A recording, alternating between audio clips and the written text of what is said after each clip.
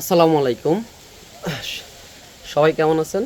আজকে আপনাদের সাথে একটা বিষয় শেয়ার করব, সেটি হলো আপনারা অনেকে জিজ্ঞাসা করেন ইতালিতে কিভাবে স্কলারশিপে বা কিভাবে ইতালিতে স্টুডেন্ট ভিসায় অনার্স মাস্টার্স করা যায় বা ইতালিতে কিভাবে স্টুডেন্ট ভিসায় যাওয়া যায়।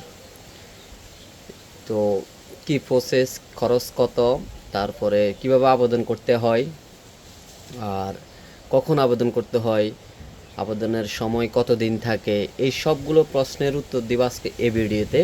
তো আপনারা মনোযোগ দিয়ে অবশ্যই এই ভিডিওটা শুনবেন আর আশা করি অনেক উপকৃত হবেন, জানতে পারবেন। আপনারা যে যে প্রশ্ন করেছেন সবগুলো প্রশ্নের উত্তর এই ভিডিওতে জানতে পারবেন। তো আমি টোটাল সব কিছু এই ভিডিওর মাধ্যমে আজকে বুঝিয়ে বলবো যে কিভাবে আপনারা ইতালিতে পড়াশোনা করতে পারেন বা ইতালিতে গিয়ে সেটেল হতে পারেন পড়াশোনা বা স্টুডেন্ট বিষয়ে গিয়ে। তো বাংলাদেশি শিক্ষার্থীদের জন্য কেমন হবে ইতালি, সেই বিষয়টা একটু তুলে ধরি। যেমন একটা কথা আছে না, যে ইতালি যেখানে পাস্তা খেতে খেতে পিএইচডি, পিৎজা খেতে খেতে মাস্টার্স করা হয়। আর ইতালিতে মূলত টিউশন ফি হলো, ইতালির পাবলিক বিশ্ববিদ্যালয়গুলোতে সাধারণত 800 ইউরো থেকে আপনার 4000 ইউরোর মধ্যে হয়ে থাকে। 800 ইউরো থেকে 4000 ইউরোর মধ্যে হয়ে থাকে টিউশন ফি। আর আপনার জীবনযাত্রার যে খরচ, সেটার কথা বলি। আপনার মাসিক খরচ প্রায় 600 ইউরো থেকে 800 ইউরো, 600 ইউরো থেকে 800 ইউরো, মানে হলো 80,000 থেকে 1 লক্ষ টাকা মাসিক খরচ স্টুডেন্টদের জন্য। আর ব্যাংক স্টেটমেন্ট, অনেকে জিজ্ঞাসা করছেন ব্যাংক স্টেটমেন্ট প্রয়োজন কিনা। আপনার হ্যাঁ, অবশ্যই প্রয়োজন। ব্যাংক স্টেটমেন্ট কমপক্ষে আপনার 10,000 ইউরো থেকে 13,000 ইউরো পর্যন্ত, প্রায় 12 লক্ষ থেকে 15 লক্ষ টাকা প্রয়োজন প্রদর্শন করা উচিত আর কি। এই পরিমাণ আপনার যে কোর্সের মেয়াদ বা টিউশন ফি অনুযায়ী আপনার পরিবর্তিত হতে পারে। বা কোর্সের মেয়াদ যদি আপনার 2 বছর বা আপনার 1 বছর হয়, তাহলে বা টিউশন ফি কত সেই অনুযায়ী আপনার ব্যাংক স্টেটমেন্ট দেখাতে হয়, ঠিক আছে। আর ব্যাংক স্টেটমেন্ট মূলত আপনাকে অবশ্যই 6 মাসের হতে হবে, গত যে 6 মাস সেই 6 মাসের হতে হবে। আর ব্যাংকের স্টাম্প ও স্বাক্ষর সহ, ব্যাংকের স্টাম্প এবং স্বাক্ষর সহ। অবশ্যই বুঝতে পারছেন ব্যাংক স্টেটমেন্টের বিষয়টা অনেক অনেক গুরুত্বপূর্ণ। তারপরে যদি আপনার স্পন্সর থাকে, মা বাবা বা অভিভাবকের স্টেটমেন্ট, তারপরে আপনার কোনো ব্লক মানির কোনো প্রয়োজন নেই এখানে, ঠিক আছে। আর এখন ইতালিতে যে বিখ্যাত বা কিছু বিখ্যাত বিশ্ববিদ্যালয়ের নাম বলবো, যেগুলোতে আপনারা অ্যাপ্লাই করতে পারেন বা অ্যাপ্লাই করলে আপনাদের স্কলারশিপ বা আপনারা লেটার পেতে পারেন। সেই কিছু কিছু বিশ্ববিদ্যালয়ের নাম বলবো। যেমন আপনার Sapienza University of Rome, Sapienza University of Rome, Politecnico di Milano, Politecnico di মিলানো, এটা মিলানো অবস্থিত, এবং যেটা আগে বলছি সেটা রোমে অবস্থিত। তারপর আরেকটি হলো ইউনিভার্সিটি অফ পাদোবা, এটা পাদোবা শহরে অবস্থিত, University of Padova, University of Padova. আপনারা এগুলো অনলাইনে চার্জ করলে পাবেন। তারপরে আরেকটি হলো University of Bologna, University of Bologna. Then আরেকটি বিখ্যাত ইউনিভার্সিটি হলো ইতালির মধ্যে University of Trento, Trento, University of Trento, University of Trento. এবার শুরু করা যাক যে বিশ্ববিদ্যালয়ে আবেদন কবে থেকে শুরু হয়, তারপর আবেদনের মেয়াদ কবে শেষ হয় বা ডেডলাইন কবে শেষ হয় সে বিষয়ে একটু আলোচনা করি। সেটি হলো আপনার আবেদন প্রক্রিয়া সাধারণত নভেম্বর থেকে শুরু হয়ে মে বা জুন পর্যন্ত চলে। আবেদন প্রক্রিয়া ইতালিতে আবেদন প্রক্রিয়া আপনার নভেম্বর থেকে শুরু হয়ে মে বা জুন পর্যন্ত চলে। যেমন আপনার সাপিয়েনজা যে ইউনিভার্সিটি অব রোম বা নন ইউ ভিসা প্রার্থীদের জন্য আপনার ফ্রি যে সিলেকশন ডেডলাইনটা, সেটা এপ্রিলের শেষ পর্যায়ে, এপ্রিলের আপনার শেষ পর্যায় পর্যন্ত হয়ে থাকে, বা এপ্রিলের 30 তারিখ বা 28 তারিখ পর্যন্ত এটার আবেদন আপনার হয়ে থাকে।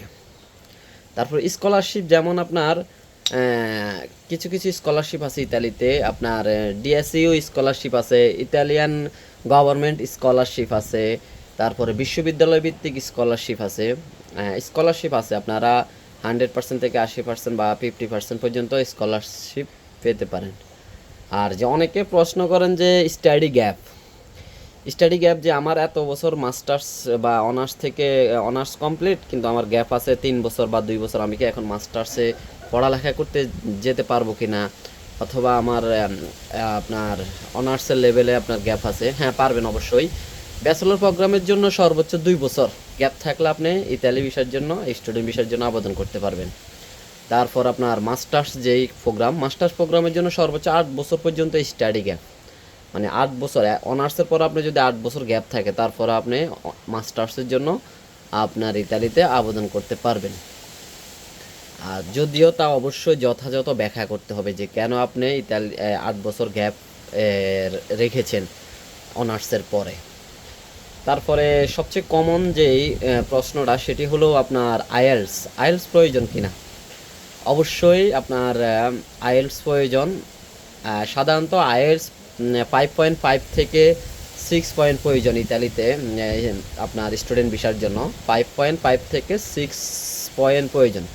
তবে কিছু কিছু বিশ্ববিদ্যালয়ে আপনার ইংরেজি মাধ্যমে পূর্ববর্তী শিক্ষার প্রমাণ দিলে, কিছু কিছু বিশ্ববিদ্যালয়ে আপনার ইংরেজি মাধ্যমে পূর্ববর্তী শিক্ষার প্রমাণ দিলে আইএলস ছাড়াও আপনার আবেদন করা যায়। ইতালিতে অবশ্যই আইএলস ছাড়াও আপনি স্টুডেন্ট ভিসার জন্য আবেদন করতে পারবেন। ইতালিতে অবশ্যই আইএলস ছাড়াও আপনি স্টুডেন্ট ভিসার জন্য আবেদন করতে পারবেন। বললাম না যে আপনার কিছু কিছু বিশ্ববিদ্যালয়ে ইংরেজি মাধ্যমে পূর্ববর্তী শিক্ষার প্রমাণ দিলে আইএলস ছাড়াও আবেদন গ্রহণ হবে। তারপরে ভিসা আবেদন প্রক্রিয়া, এই বিষয়ে একটু কথা বলি। ভিসা আবেদন যে প্রক্রিয়াটি আপনার, সেটি হলো ভিসা টাইপ আপনার ডি টাইপ ন্যাশনাল ভিসা হয় এগুলা। তারপরে বাংলাদেশে ইতালির দূতাবাসে সরাসরি আবেদন করতে হবে আপনাকে। আর পূর্ণ নির্ধারিত অ্যাপয়েন্টমেন্ট নিতে হয় মূলত, এখন আগে প্রয়োজন ছিল না অ্যাপয়েন্টমেন্টের। আর আর অনেকে জিজ্ঞাসা করেন যে সাথে কি হাজব্যান্ড বা ওয়াইফ বা ছেলে সন্তান নেওয়া যায় কি না। আপনার স্পাউস বা বাচ্চা নিয়ে যাওয়ার প্রক্রিয়া এটা মূলত ইতালিতে নেই। আপনি সম্ভব না আপনার সাথে আপনার হাজব্যান্ড বা আপনার ওয়াইফ বা আপনার একটা বেবি আছে সাথে করে নিয়ে যাবেন, সেটা সম্ভব নয়। তবে ইতালিতে আপনার পড়াশোনা শেষে অবশ্যই স্থায়ীভাবে বসবাসের সুযোগ সুবিধা আছে। যেমন আপনার কাজ খোঁজার পারমিট আপনার 1 বছর। তারপরে আপনার যে পড়াশোনা শেষে বা পড়াশোনার পাশাপাশি যে আপনি কাজ করবেন, সেই আপনাকে একটা গ্রিন কার্ড বা পেরমিসি দি সৌজন্য পার রিকারকা একটা লাবরও একটা যে পারমিট কাজের সেটা দেওয়া হবে, ঠিক আছে। আবার যদি আপনি চাকরি পেয়ে কাজের পারমিট পেতে চান মূলত স্থায়ীভাবে, তাহলে পেরমিসি দি সৌজন্য পার লাভেরও আপনার সুবৃদ্ধিয়ান্ত রূপান্তর করতে পারবেন আপনি এটাকে। তারপর 5 বছর স্থায়ী রেসিডেন্ট পারমিট, আবার 10 বছর পর নাগরিকত্ব। এটা অবশ্যই আপনার স্টুডেন্ট ভিসা গেলে ধাপে ধাপে সেটা আপনার পরিবর্তন করতে অবশ্যই পারবেন। তারপরে আপনার